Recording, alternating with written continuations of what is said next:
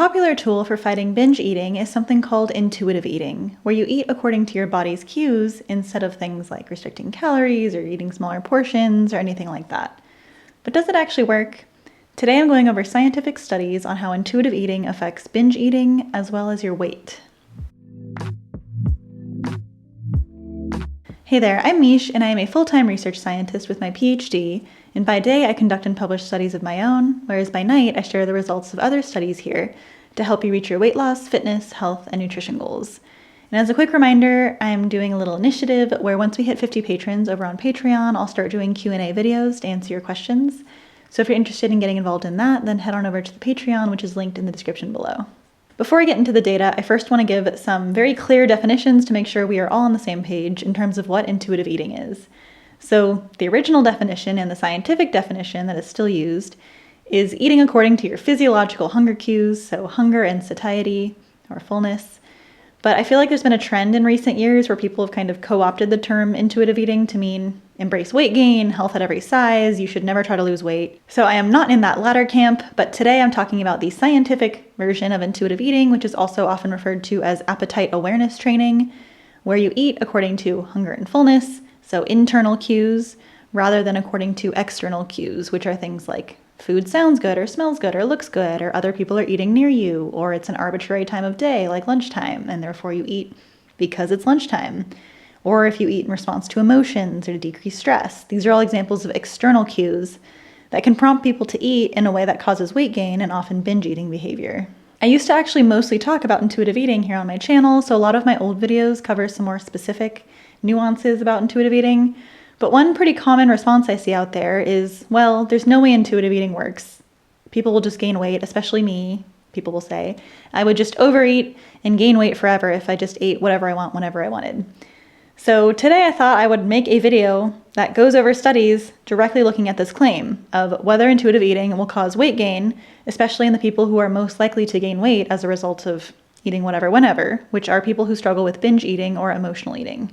And no judgment at all, because I was one of them for 10 years until intuitive eating got me out of there. So I'm not going to talk about my own story today because anecdotes don't really matter. What we care about here is science and empirical data. So first, for some quick associations that have been found in different studies, people who pay less attention to their appetite cues, so hunger and fullness, internal physiological hunger cues, are more likely to be emotional eaters. So the less you pay attention to your hunger and fullness cues, the more likely you are to overeat in response to negative emotions.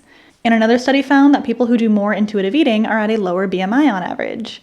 And they also found that people who do more intuitive eating have less eating disordered behaviors on both ends of the spectrum, so less restriction and also less binging. And for a stronger study now, a longitudinal study over the course of 8 years found that people who were just 1 point higher on an intuitive eating scale, so like a measure they filled out for how much they did intuitive eating, were 75% less likely to develop binge eating disorder over the course of the next 8 years. So far, these correlational and longitudinal studies show us that people who do more intuitive eating are less likely to be emotional eaters, they're much less likely to binge or develop future binge eating, and they actually have a lower BMI, and they're less likely to restrict their intake of food. But what about actual experiments? For the rest of this video, I'm going to focus on randomized controlled trials where people are actually assigned to do intuitive eating, and the researchers look at how this intuitive eating intervention affects their binge eating behavior as well as their weight. And the first study I'll talk about was a pretty simple intervention with pretty simple goals. The goals for their participants were to get them to eat in response to moderate hunger instead of severe hunger or non-hunger, and stop eating in response to moderate fullness. And then the third goal was to reduce how much people ate in response to non-hunger cues, so things like your friends eating. So the three main goals here are very simple: eat when hungry, stop when full, and only eat in response to hunger. And what these participants had to do was quite simple and very easy to do yourself, which is just monitor how they felt when they started eating and how they stopped eating in terms of hunger and fullness. So for example, they'd be given a journal type log to record on a scale of 1 to 10 how hungry they were when they started eating and how full they were when they stopped eating. There was no change in their diet. There was no shame, no guilt, no portion control, no calorie restriction, only paying attention to what caused them to eat and what caused them to stop eating in terms of their physiological cues. And the study found that after 8 weeks, people had way fewer episodes of binge eating. They in fact cut their binge eating down by 85%, and they cut down their overall overeating by 92%. And the benefits just continued even outside of overeating because they found that participants' symptoms of depression were cut in half, and they also had reductions in social anxiety. But you may be wondering, did they end up gaining weight? Because that is the main issue of just letting yourself eat whatever, whenever, right? Well, they found that not only did participants not gain weight, but they didn't even feel more hungry at all throughout this intervention. And in fact, they lost a teeny tiny bit of weight, and their hunger went down a teeny tiny bit. Neither of these were statistically significant, but the point is they definitely did not gain weight as a result of trying to just eat in response to hunger and fullness. And this last study focused mostly on normal weight people, so either healthy BMI or slightly overweight BMI. But this next study I'm going to talk about is in 150 people who are obese or overweight. And this is also a randomized controlled trial that used the monitoring that I talked about in the last study, where you just record how hungry you are when you start eating and how full you are when you stop eating. And then they also implemented a few other strategies. And the main new strategies that this study added was having people pay attention to cravings. So they did a similar monitoring exercise where they kept track of what they were craving and how strong the craving was and when it tended to come up. And then they also advised participants on coping skills to deal with these cravings. For example, doing an alternative activity, like something else rewarding.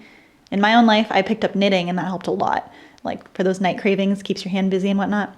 And then they also had participants do things like deep breathing and also imagery, so just imagining something else to distract themselves from the cravings. And they found that after 12 weeks, this intervention not only reduced people's binge eating, but they also lost 4.5 pounds. And most importantly, I think, this study is not like so many typical weight loss studies where they do an intervention and participants lose weight during the study, and then after the study, they gain the weight back. In this case, they checked in with the participants again 3 months later after that intervention was over and found that these good effects just continued to compile. So for example, people lost another pound after the study was done. And I think this is a great example of why intuitive eating has such an advantage in the long term. It's because it is setting you up for future success instead of being some kind of quick fix that then leads to rebound weight gain. On the other hand, dieting and calorie restriction can lead to a lot of weight loss really fast, but it is not a permanent solution for the vast majority of people because it makes the vast majority of people very miserable, and it is not a natural thing for us because ultimately we will always be fighting against the hunger if we're trying to just eat less arbitrarily. Whereas with intuitive eating, we're actually leveraging our body's own signals and our own biology in order to improve our eating in a way that can lead to weight loss and healthy weight maintenance. And what I think is the best thing about intuitive eating is that because you are leveraging and working with your body's biology instead of against it, it becomes very effortless and natural over time, and it is extremely easy to maintain. And notice that none of these studies actually changed what people ate. They only focused on changing how people approached eating and stopping eating. And they still got all these big beneficial effects without changing people's probably on average quite bad diets. So I think that if you combine these intuitive eating effects with effects from studies showing weight loss from diets that are high in fiber and high in unprocessed foods, then you have a permanent solution for weight loss and weight maintenance and health that is both healthy physically from a healthy diet and healthy psychologically from doing intuitive eating. And although the core tenets of intuitive eating are eat when hungry, stop when full, try not to eat in response to external non-hunger cues, some other parts of it that are very helpful, I think, is self-acceptance and letting go of shame and guilt and overall approaching it with a growth mindset. And note that these 3 things have been found to be helpful for pretty much every mental health issue. So adding in self-acceptance and being okay with the weight that you're currently at while also working towards healthy weight loss. And if you're interested in learning more about intuitive eating, I've got a whole playlist with a bunch of intuitive eating videos here on YouTube. And then on my blog, I wrote a quick guide for how to get started with intuitive eating that I'll link below. And then there's also a couple books that I recommend. So the first is one that I read many years ago that first got me into intuitive eating. It's more of a colloquial book. It's not scientific, but it's helpful. It's kind of like a coaching type vibe. Whereas another book that I haven't read yet is one that I'm recommending because it is by a PhD researcher that did a lot of the studies that initially set up intuitive eating and discovered that it's very helpful.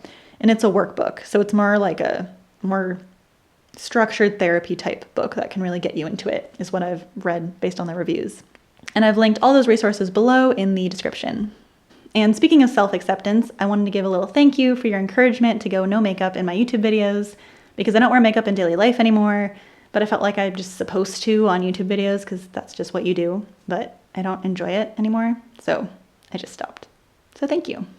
And if you find this video or any of my other content helpful or interesting, then please consider supporting me in making these videos, either on the Patreon, where there's bonus content and Q&As and whatnot, or on the GoFundMe, which is for one-time support, both of which are linked in the description below. And I really appreciate all of you who support me on the Patreon or the GoFundMe or through your kind comments, and that is why I stay inspired and motivated to keep posting here, so thank you.